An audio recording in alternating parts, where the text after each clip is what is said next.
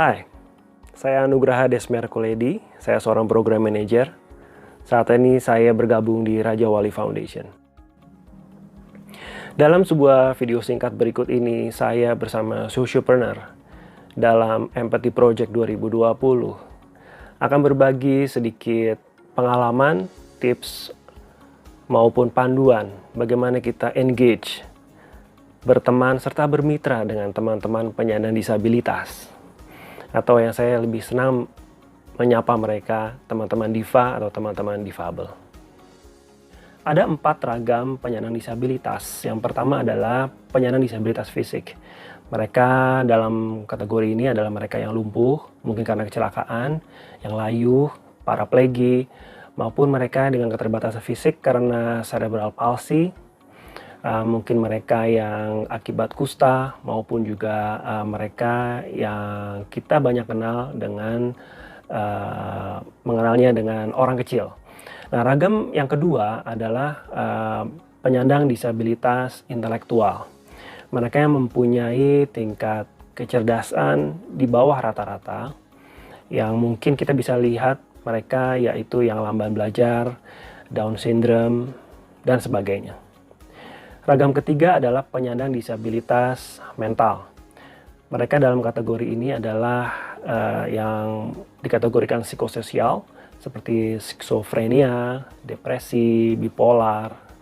Lalu mereka yang dikategorikan mempunyai keunikan dalam perkembangan mental mereka sehingga berpengaruh kepada kemampuan berinteraksi sosial seperti autis maupun hiperaktif.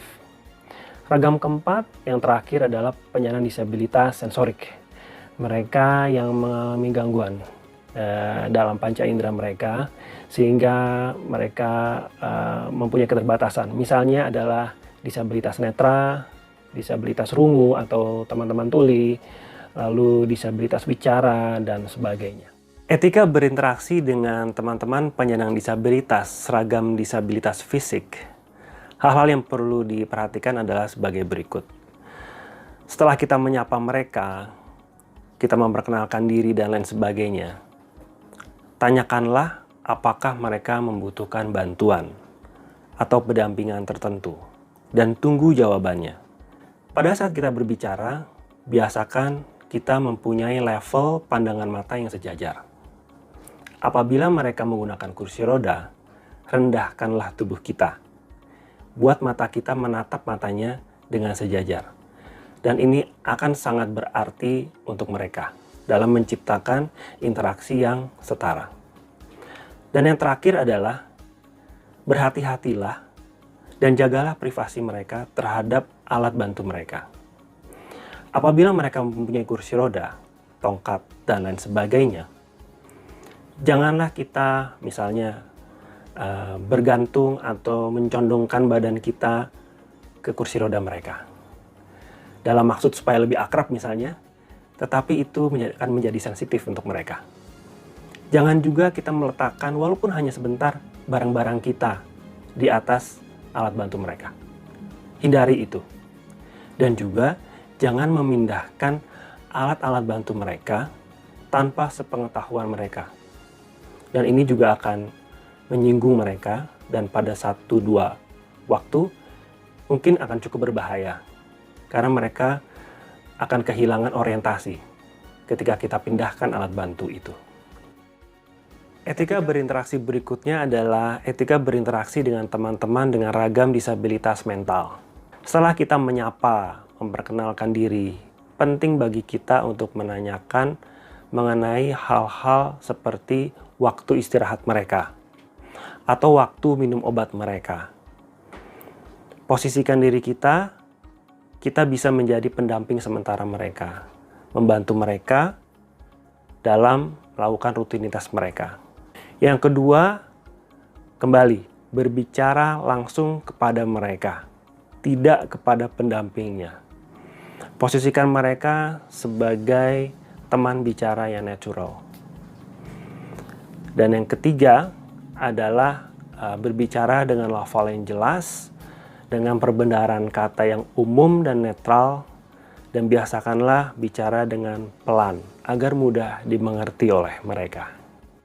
Etika berinteraksi dengan teman-teman dengan ragam disabilitas intelektual, biasakanlah untuk berbicara langsung kepada mereka, tidak kepada pendampingnya. Gunakanlah kata-kata yang mudah dicerna. Perbendaharaan kata yang umum, netral, itu akan sangat membantu dalam berkomunikasi dengan mereka. Lalu tentunya ramahlah, perbanyak senyum, dan buatlah mereka adalah sebagai center of attention. Karena dengan begitu, penghargaan itu akan muncul dan interaksi atau berkomunikasi dengan mereka akan menjadi lebih lancar. Etika berinteraksi yang terakhir adalah etika berinteraksi dengan teman-teman dengan ragam disabilitas sensorik seperti disabilitas netra, disabilitas rungu, dan disabilitas bicara. Kita mulai dengan yang disabilitas netra. Setelah kita menyapa dan memperkenalkan diri, kita bisa memperjelas perkenalan kita dengan mengutarakan misalnya di mana kita berada, terutama dalam kondisi yang cukup ramai di antara kerumunan orang misalnya, kita bisa di mana kita berdiri, seperti di depan Anda, atau saya ada di sebelah kanan atau sebelah kiri Anda. Lalu kalau kalian atau kita ingin memperkenalkan diri secara fisik lebih jelas, misalnya tinggi saya 2 atau 3 jengkal lebih tinggi dari Anda, atau tinggi saya 1 atau 2 jengkal lebih rendah dari diri Anda, atau bisa juga mengatakan rambut saya lurus atau rambut saya keriting. Tetapi hindari informasi-informasi seperti saya memakai baju warna ini dan warna itu, karena tentunya ini tidak menolong sama sekali. Lalu berikutnya adalah tawarkan bantuan. Apabila mereka membutuhkan bantuan, kita utarakan, kita bisa membantu mereka. Setelah itu, apabila kita ingin berpindah tempat dari tempat A ke tempat B dengan berjalan misalnya, kita tawarkan apabila mereka ingin memegang tangan kita. Biarkan mereka yang memegang tangan kita dibandingkan kita yang terlebih dahulu meraih tangan mereka. Biarkan mereka yang lebih dahulu melakukan inisiatif. Memang di saat pandemi COVID-19 seperti sekarang ini, hal ini sangat tidak disarankan. Sebaiknya apabila kita ingin berpindah tempat dan mereka membutuhkan asistensi, sebaiknya kita serahkan kepada pendamping mereka yang sehari-hari. Atau apabila mereka sudah dengan alat bantu, kita bisa membantu mereka mengarahkan dari jarak tertentu. Dan yang terakhir, apabila kita di tengah-tengah percakapan kita perlu keluar sebentar, kita perlu pergi sebentar, utarakan kepada mereka. Utarakan kalau kita ingin pergi sebentar. Nah, supaya mereka tahu bahwa oh ya, kita sudah tidak ada di tempat itu, atau kita sudah kembali dari tempat kita pergi dan sudah kembali bersama mereka. Dan hal ini penting supaya mereka tetap mempunyai orientasi bahwa kita berada atau tidak berada di sekitar mereka. Berinteraksi dengan teman-teman dengan ragam disabilitas wicara rungu, yang perlu diperhatikan adalah ketika kita berbicara, kita menatap mereka langsung. Mata kita berhadapan dengan mata mereka. Bibir kita harus terlihat jelas dalam melafalkan setiap katanya. Berbicaralah dengan pelan. Apabila diperlukan, tambahkan gesture tubuh untuk menegaskan setiap kata yang kita ucapkan kepada mereka. Hal ini akan sangat membantu. Yang kedua adalah lepaskan masker ketika berbicara dengan mereka. Hal ini penting agar mereka dapat langsung melihat mimik atau bibir kita. Memang di saat pandemi COVID-19 seperti sekarang ini, hal ini akan menjadi sulit. Mengganti masker dengan face shield dan berjaga jarak itu akan membantu dalam berinteraksi dengan teman-teman dengan ragam disabilitas wicara rungu pada saat sekarang ini.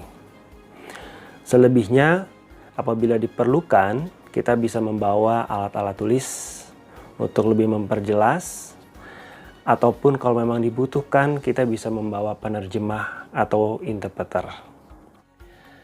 Terima kasih telah menyaksikan video singkat ini.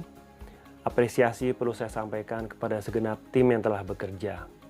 Dan mereka adalah Fikri Novandi sebagai Project Team Leader, Uswatun Hasana sebagai Video Editing, Yohana Dwi Yanti Sutrisno dan Armen Syah Lubis sebagai tim dari penulisan dan editing storyline, Bernadette TV dan Andi Nur A atau biasa yang dipanggil Maya sebagai tim dari social media campaign, Yolanda, Amalia, dan Jani sebagai fasilitator dari tim Sociopreneur.